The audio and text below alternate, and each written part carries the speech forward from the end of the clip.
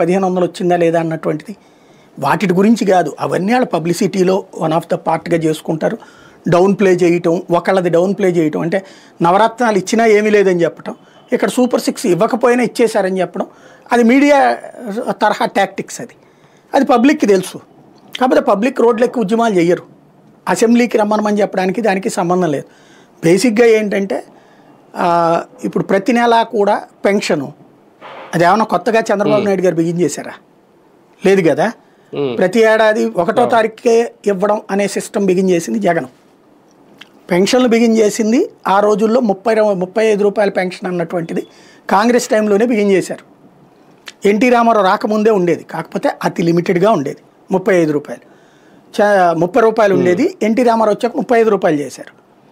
దాన్ని చంద్రబాబు నాయుడు వచ్చాక ఇది 95 తర్వాత 75 రూపాయలు చేశారు ఎన్టీ రామారావు నుండి తను తీసుకున్నాక. అప్పుడు కూడా అందరికీ వచ్చేది కాదు, తెలుగుదేశం అభిమానులైనటువంటి ఆ వృద్ధులకు వచ్చేది. దాన్ని రాజశేఖర రెడ్డి ఏం చేశాడు, 200 చేశాడు. అప్పటికి కేంద్ర ప్రభుత్వం 400 భరించేది. దాన్ని ఏం చేశాడు, ఇద్దరిద్దరికి ఇచ్చేవాడు రాజశేఖర రెడ్డి. తద్వారా సంఖ్య ఎక్కువ ఇవ్వగలిగాడు అతను. కేంద్రం 400 ఇస్తే 75 చంద్రబాబుతో పోల్చుకుంటే 200 ఎక్కువ కదా.